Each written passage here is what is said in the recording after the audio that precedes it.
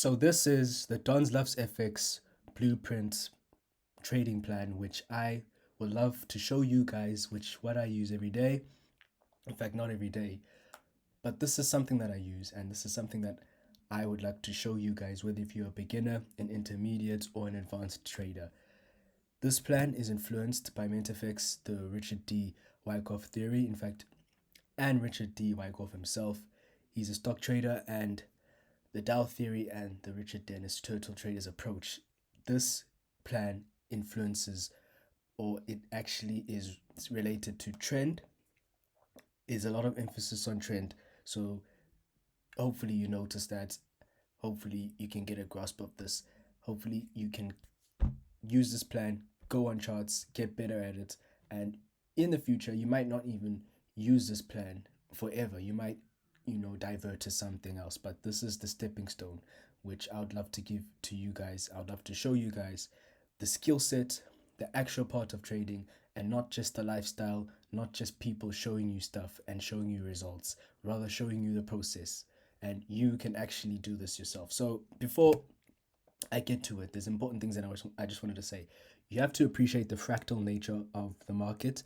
What I mean by that is that the market, right, is very fractal, and fractality is a mathematical term that is used to describe a shape that is infinitely complex, and you will know about the fractal nature of the market the more you look at charts. That is something that I can't really explain in detail. That is something that you have to sit on charts and you have to see it for yourself. And what I mean by that is that since the market is fractal in nature, you can use this blueprint on any time frame, on any asset. It doesn't really matter. We are traders. We are not forex traders like what they want to say. We can trade any single asset on any single time frame. I am going to give you a specific time frame that you could use in this blueprint as a beginner for some of you guys, or intermediate or advanced, but I would imagine most of you guys are beginners or have not really traded in your lives at all. But the more practice and the more you actually grasp the skill, the more you can actually, be flexible, and you can use this on any time frame, on any asset. And this is a bedrock to patience. This is going to teach you patience. This is going to teach you when to get involved and when not to get involved. And that is probably 90% of one of the reasons why people lose money, is because when they've established a context, they think that that context is always met. For instance, a market has a context where it's going long or it's bullish, but that does not necessarily mean that you should be entering buy trades all the time. You should know when to, and you should know when to stay out of a market. And that is ultimately going to separate you from 90% of the people when it comes to trading. So let's just get straight to it. So it is it's a two-step plan. Sorry. It's quite a hot day where I am right now, so I'm pretty tired. But it's a two-step plan: context and execution. I always speak about context a lot. Find the context, find the context. I'm going to tell you now in this video. So first of all, I want you to go to mentfx.com on Google. Just Google mentfx.com and Google myfxbook.com. This is not really the most important one, my FX book. I want you to concentrate on the mentfx.com, and I want you to go to a tab on the mentfx.com web page, or on the website, that says more, and I want you to go to sentiment viewer. When you get to sentiment viewer, you'll see something like this, and this is something that I want you guys to do. So to establish context, right? Now you're looking for a symbol or an instrument, an asset to trade. So now this is going to help you form context or form a bias. So as you can see, this is an institutional sentiment. So this is where money is going on an institutional level. This FX book is a retail basis, but I'll actually explain this later on in the video, because there's a reason why I put this here. So I want you to concentrate on this, and I want you to find an asset or a symbol that has this criteria. So it has to have between a 70 to 80% intraday. In fact, even more is better. The daily can be about 55% or more, but you can use the intraday only, it's fine. Once you've found that, then So let me identify one. So I'm going to use the US dollar and the Japanese yen. The intraday is about 86% bullish and it's about 84% bullish. It could be bearish, but in this case, it's bullish based on the screenshot that I have taken. So once you've identified, okay, I've got the US dollar and the Japanese yen, I've identified my symbol. Now what you do is you go on TradingView, you Google TradingView, you go and find that symbol and you find the chart for that symbol, and I want you to go to indicators above there and I want you to search up MintFX structure indicator, and these blue lines will appear on your chart. This indicates to you ranges, structure within the markets on any given time frame. So you are pairing that sentiment viewer with the structure. So now the sentiment of it being bullish, the symbol that I chose, is in lining with the structure indicator. It's showing you that price is going long. I mean, heck, even without the sentiment or even without the structure indicator, you could see that price is going long. But this actually helps you with something that I'm going to explain. I want you now to find a higher time frame supply or demand zone or reaccumulation and redistribution model. And the reaccumulation and redistribution model is literally just an influence of the Richard D. Wyckoff theory, where he's a stock trader that basically said that markets go through accumulation, through markup, through distribution, and markdown. That's exactly what he saw on stocks, and it's true through any single market. So just to speak about the higher time frame supply and demand zone quickly, right? As you can see in this example, you'll see that the market's going up, it's going down, it's going up, it's going down, it's going up. What happened, right? This green area, this is a demand zone in this case. You'll notice in this video, I'm going to be speaking a lot about bullish context because over the last 3 years, the markets have been bullish because obviously we've had a pandemic, there's wars in the Middle East, and there's a war in Eastern Europe. So prices are generally going higher and higher and higher. Not only because of that, because obviously the fundamentals of the world is it's in a pretty crazy state right now. So that's why the context is bullish overall for generally all markets. So that's just one thing that I wanted to say. So this green area is a demand zone. This is created from the last downward move before the upward move. So the last candle down before the up candle. That is essentially what a demand zone is. Vice versa for the supply zone. The last upward move before the downward move. That's a supply zone. What you want to see is that range that was created by that last downward move before the upward move. You want to see that range being held. How do you want to see that range being held? This is your validation point. So the bottom of that range is the invalidation point. When price goes below that point, this setup is invalid. Sorry. It always does that.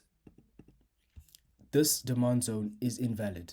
You do not constitute that as a demand zone. So what you would want to see is something where the market would actually continue or do something where the price would go down and actually continue.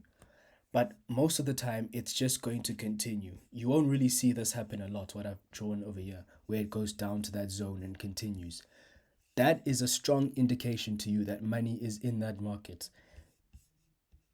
Often what happens is that sometimes it could go into the zone and actually go up and just run straight through it. It happens. That's also one thing that I need to mention as well. So that is with the higher time frame supply and demand zone, but that is something that you need to find on your higher time frame, and I'll probably explain that later on in the video as well. Your reaccumulation and your redistribution model. This is a reaccumulation model. This is not a redistribution model. If you want to know what a redistribution model is, just take this and then flip it the other way around. So these blue lines indicate the MintFX structure indicator, and obviously the black lines is price. So what you want to see with the reaccumulation model is, and it's the exact same concept with the redistribution model. Just take everything and flip it around. But I'm working with the reaccumulation model in this video, right? Or bullish context in this video. So one thing that you want to see is protected lows increasing and the highs being ran. you can see that the price is going up and up and up. And what that MentFX structure indicator is going to look like in a bullish market, it's going to look like staircases increasing, as you can see over here, right? And what happens that there is an interruption or there's a disturbance where now the price is not respecting that move up. What happens now is that people assume that it's time to sell in this area over here. And that is what is creating a cloud of liquidity. And if you actually want to know what I mean by that, I actually made a video about it. Just check it out on the YouTube page. It's right here. I made a video about that, explaining that. But anyway, back to this, right? So what happens is that when this breaks down, you have to assume reaccumulation.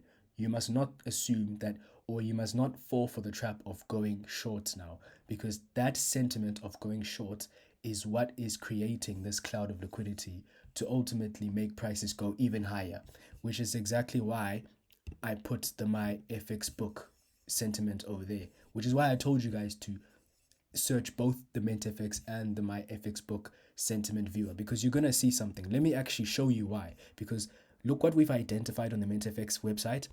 It's bullish overall, right? But look at the My FX book sentiment. It's bearish.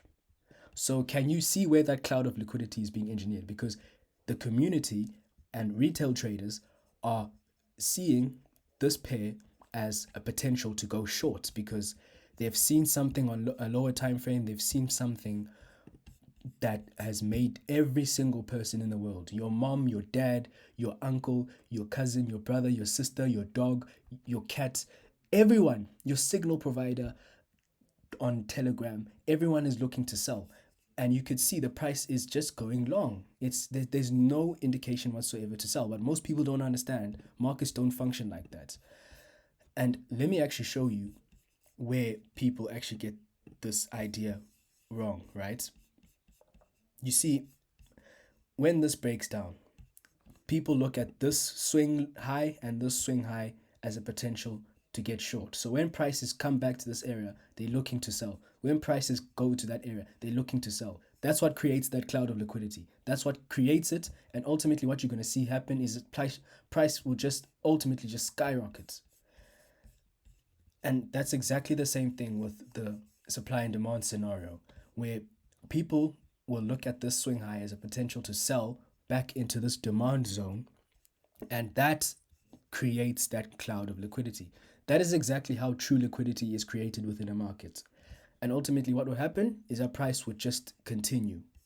And people will be left wondering what happened, because 90% of people don't understand this. I would argue that the reaccumulation model is probably more powerful than the supply and demand zone model. This happens a lot more than this, but it can happen either way. In fact, you can probably pair these two together, but the reaccumulation model happens a lot. So we've identified the US dollar and the Japanese yen as our instrument, and we've seen that it has an intraday reading of 86% bullish and the daily is 84% bullish. So your criteria is for it to be about 70 to 80%, in fact probably plus 70% onwards, whether bullish or bearish, and in this case it's bullish. We have identified that it's in a reaccumulation state, and let me show you why. Because if you actually look from here, you don't even have to go further back. If you actually look, that the MentFX structure indicator is showing you increasing protected lows. It's showing you that staircase, and look what happened here. It got interrupted. That right there is your reaccumulation model. That is where you assume the market is reaccumulating. That is not where you enter trades. That is not where you are looking to buy. No, you just assume, you just make, this is context. This is a bias. You're not looking to execute yet. You are assuming that it's in a reaccumulation state. And reaccumulation means bullish, by the way. Redistribution means short, okay? That's what that means. When a market is reaccumulating, it's still going long. Can the market go down? Yes, it can. It can just continue going down forever and forever and forever. And that's the beautiful thing about assuming things, because when you assume things, you are creating patience, and you are going to inevitably wait and actually wait for what you're looking for to occur. And that's exactly why people will also lose money, is because number one, they think it's time to sell. Number two, they know it's time to buy, but they end up buying in wrong areas because they think the context it's time to buy because they saw it's 86% bullish. You know, all the indicators and all the sentiment viewers are telling you that the market is bullish. But just because it's bullish, can the market go down? We've already established that this is bullish, but can price go down? Yes, it can. And that is exactly what I mean by patience. You need to wait for the right setup, and which is what I'm going to show you earlier, or what I'm going to show you later, sorry. So that's where the reaccumulation model is. I've just shown you, the indicator is showing you that there is increasing protected lows, and that has been interrupted by this move over here. What people will do is that they will assume that it's time to short, and that is where that cloud of liquidity is going to be engineered. That is where people are going to create a big sky of liquidity above, where price in the future will just ultimately smash or run through that liquidity pool. And that's exactly why people are going short on this, because people saw something on lower time frames, and people saw this break or the price breaking through that low as a change of character or something, and that in their mind signals that the price is going to reverse. And that sentiment is creating that cloud of liquidity, which is why the FX book indicator is red, which is why I said to you, you should assume that's a reaccumulation model, which is why I'm saying to you that 90% of people lose money in this market because they don't understand that trends don't run out overnight. So that is one of the reasons why I did that. Hopefully that makes sense. So it's in a reaccumulation state. The time frame must be 30 times higher than the lower time frame. So if your time frame of entry is the 1 minute, multiply that by 30, right? So it's going to be 30 minutes. If your time frame of entry is the 5 minutes, multiply that by 30, it's going to be 150 minutes. That's probably closer to like the 2 hour time frame. In this case, my higher time frame, so I've identified the higher time frame reaccumulation model, and this higher time frame is a daily chart. You don't have to use a daily chart. Your higher time frame could be the 15-minute chart, and then your entry could be 30 times lower than the 15-minute chart.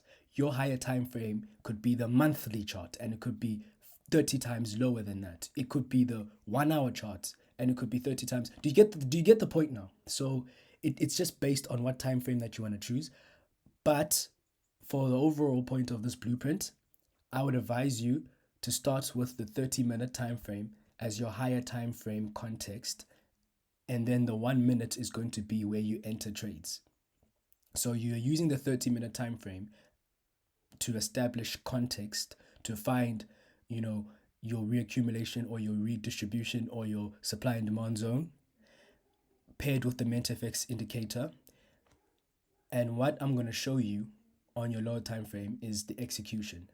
So this is a daily. So in this example, the execution would happen on the 1 hour, because 1 hour times 30 is 30 hours. And 30 hours is closer to the daily chart, because there's no daily, there's no 30-hour chart, even though a day is 24 hours, but that's the closest thing. So I'm going to use the daily as my higher time frame context in this video, and my 1 hour on the same pair is going to be where I execute or look to execute trades. That's exactly what you guys should be doing. In this, you should be looking for the 30-minute, and then your 1 minute should be the execution. In this video, I'm doing the daily, and I'm doing the 1 hour as the execution. So that's what we've done. We've established the context, right? I don't know if you've seen what we've done. We've established a bias. So we're going long on the US dollar and the Japanese yen. Have I traded yet? No, I've not traded yet. I've just established the context. That's what I've done. The lower time frame is now finding that context and seeing where the stars align, basically. So what you're going to do, what I've explained earlier about the models, that's on a higher time frame. Now, on the lower time frame, what you want to see. So I've gone 30 times lower than the daily chart, which is the 1 hour.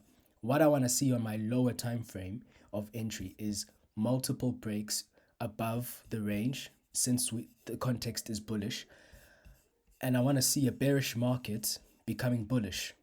So in this example right here, the market, or the US dollar and the Japanese yen, was bearish for about 2 or 3 days. So you're not touching this.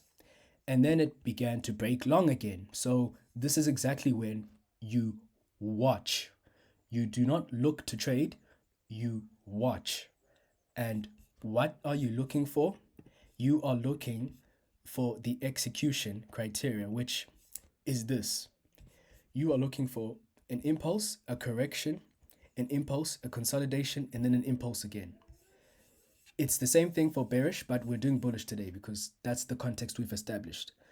You would want to see this occur on your lower time frame. It's a 1:3 risk to reward ratio. You enter or you buy stop the high, you protect the low, and you let price carry that. And let me explain what this is. Ultimately, what you're doing is that you're validating trend. I don't know if you guys see that. This setup or this execution criteria is a validation of trend. You've already validated that the US dollar and the Japanese yen is bullish. Now you're taking that higher time frame context, and now you're going lower and you're finding something that fits in with that higher time frame context. And this is exactly what I want you guys to see. You're going to see something like this, provided that you've established the good and the right context. Obviously, in your case, you're finding that context on the 30-minute time frame, and you're going to look for something like this on the 1-minute time frame. This setup happens on a 1 minute, a 5 minute, a 50 minute, a 30 minute, a 1 hour, a 4 hour, a daily, a weekly, a monthly. It happens on any single time frame. This is exactly why I said in the beginning of the video, this is fractal by nature. If you understand that, you can use this on any time frame. So that's one thing that you should be doing. So based on what I've just shown you previously, you would want to see something like this. And an impulse, a retracement, or it pushes down again, an impulse again, a bit of a consolidation, and then an impulse up. And then you buy stop, you enter at the leg of the impulse, and then you protect the most recent low. And then you take that 1:3. So that's exactly what you should be doing. So this is your 1 and this is your 3. So your stop loss is going to be below there. So you're going to be risking X amount to make 3X amount. That is exactly what you guys should see on your time frame of entry. That's the execution criteria. That's exactly what you are going to see, provided that the context is met. Just to go back to this, right? This is exactly what I'm talking about here. This is a bearish market and it became bullish. This is a bullish market, it became bearish if you're going short. And this context is if you're going long. The red circle over here is to make you wait for this to occur. That's the red circle right there. It's for you to watch. It's not for you to trade. If you can watch for this to occur, then you execute the criteria because you've already established context using the sentiment viewer, using the structure indicator, finding a reaccumulation or redistribution or a supply and demand zone on your higher time frame. You've gone lower to your time frame of entry. You have seen multiple breaks to the upside. You have seen the price near the top of a range. So in this case, the price is near the top of the range over here. I don't know if you can see the structure indicator. Can you see prices over here compared to at the bottom? This is the bottom of the range. That's the top of the range. That is a sign to you that bullishness is entering the market. Money is entering the market. And ultimately, that red circle, and I'll draw a red circle over here. You want to be watching. You don't want to be executing trades. You want to be looking for this setup to occur. So that's exactly what this blueprint entails. So just the key things, right? This, if done properly, is going to teach you patience, right? This is a blueprint for you to to score goals, or for you to actually feed to your striker to score goals. I know I'm using football analogies right now. In order for you, or in order for your striker to score goals, so in order for you to actually trade, you need to understand context. Notice how we've just gone through the context. It's very simple. Most people think that everything in this industry has to be complicated. It doesn't have to be complicated. It's just as simple as going onto a website, finding the sentiment, finding, structure, pairing that sentiment with that structure, and finding a context, and now finding your execution criteria that matches that context. That's all I've just shown you in this video. And what you are noticing is that you're not trying to predict every single move, because if you try and predict every single move, you are going to get stopped out long term. This is about trying to capture 1% of a trend, because you're not going to actually capture 99% of the trend. In fact, that's not what I want you guys to do. If you can actually take your skill set, or if you can actually just take bits out of that, I'm telling you right now, you'll be profitable long term.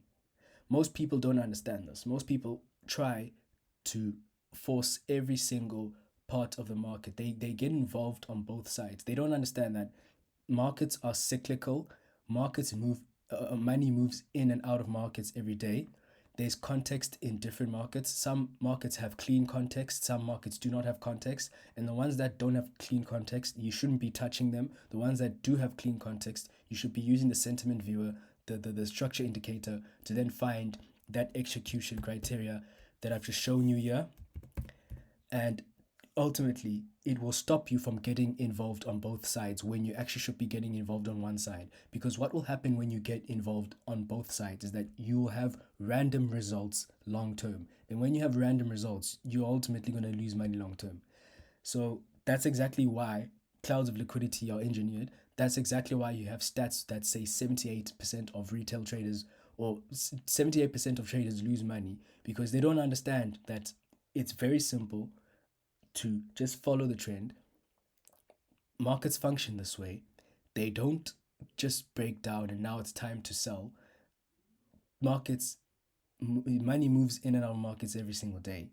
And there's specific criteria and there's specific contexts in which you should be trading, in which if the context is not in lining with what you have established, then you don't execute trades. And the fact that you could stay out of a market for 2-3 days, or sometimes even a week, that actually saves you money, and you're actually going to make more money.